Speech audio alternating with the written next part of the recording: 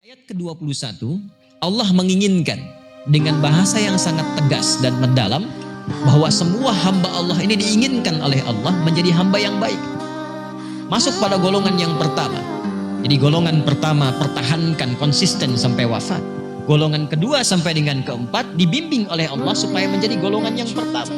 Diberikan bimbingannya, diberikan petunjuknya, diberikan arahnya supaya mereka semua menjadi seperti golongan yang pertama. Karena itu ayat 21 ditutup dengan kalimat di ujungnya la'allakum tattaqun, supaya kalian mengikuti petunjuk ini termasuk golongan takwa seperti golongan yang pertama. Maka diberi jalan untuk beribadah kepada Allah, dipanggil semuanya. Karena itu panggilannya tidak mengatakan ya ayyuhalladzina amanu, tapi panggilannya mengatakan ya ayyuhan nasu. Ingat, kalau ya ayyuhalladzina amanu maka itu hanya bagi insan beriman saja. Secara umum demikian. Tapi ketika dipanggil ya ayyuhan nasu u'budu rabbakumul ladzi khalaqakum walladzina min qablikum la'allakum tattaqun. Allah menginginkan, hei semua manusia tanpa kecuali. Saya pernah detilkan dari huruf ya-nya. Dipanggil tanpa kecuali. Itu kan ya itu disebutkan 361 kali dalam Al-Qur'an. Itu di ilmu nahwu disebut dengan harfun nida, linida'il qarib wal mutawassit wal ba'id. Huruf panggilan memanggil yang dekat, menengah dan jauh.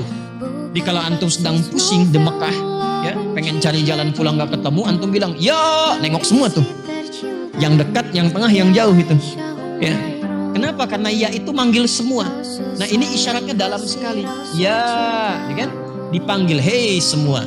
Baik yang merasa dekat denganku, golongan satu.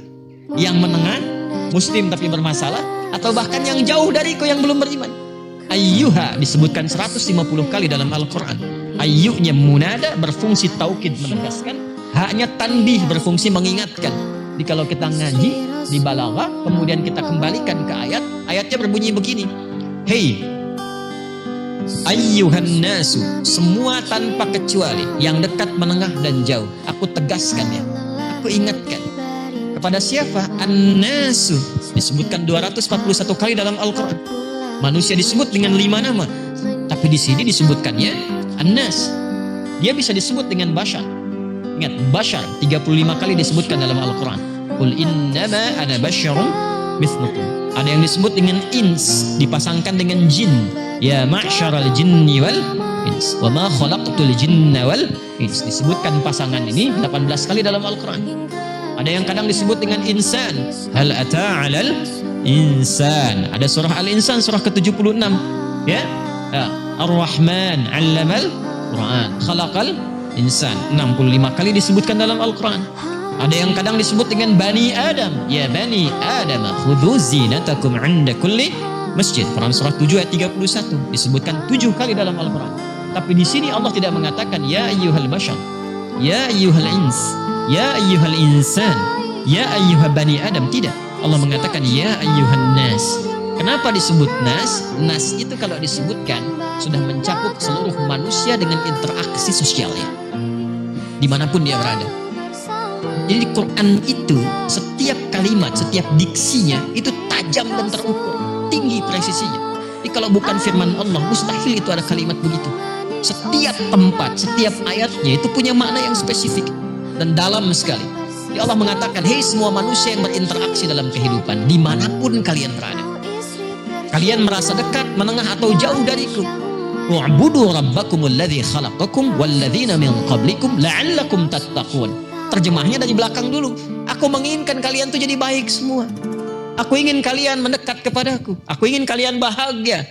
Aku ingin kalian mendapatkan petunjukku. Jalan menuju situ, mendekatlah kepadaku.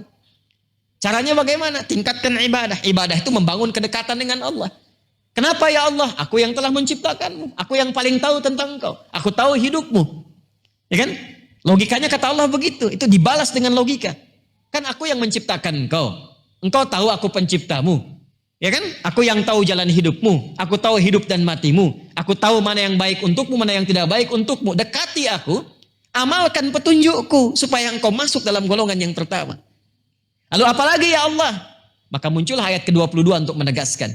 Ini aku siapkan untukmu. Engkau berkehidupan di bumi kan? Aku jadikan bumi nyaman untukmu. Alladzi ja'ala lakumul arba firasya. Aku jadikan langit sebagai naungan, aku berikan berbagai tempat untuk berkehidupan, diberikan kenyamanan. Tujuannya apa?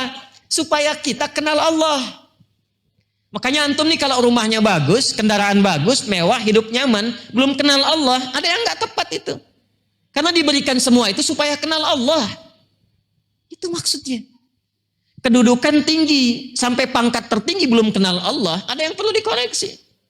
Ilmu tinggi, tingginya ilmu, tapi nggak kenal Allah, nggak punya nilai di hadapan Allah.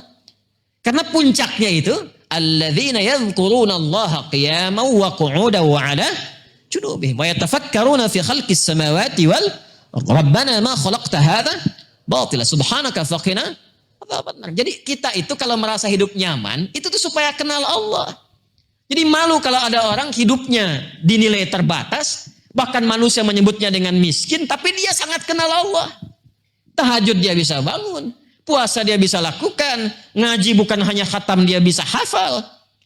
Dan yang paling menarik, dia masih bisa berbagi. Jadi kalau diberikan dengan segala kenyamanan dunia belum mampu mengenalkan kita kepada Allah, ada sesuatu yang harus dievaluasi sebelum maut datang menjemput.